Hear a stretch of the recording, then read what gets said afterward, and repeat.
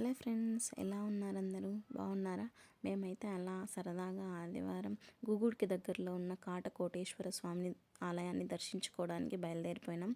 మంచి మంచి view points ఉంటే ఫొటోస్ అండ్ వీడియోస్ తీసుకున్నాము.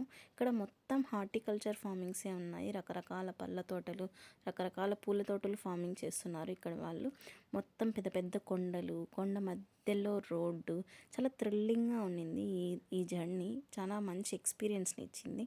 చూడండి, ఒక్కసారిగా ఈ కొండ మన మీద వచ్చి ఎక్కడ పడిపోతుందో అన్నంత భయం వేసేస్తుంది. కొండ పక్కనే చిన్న రోడ్డు.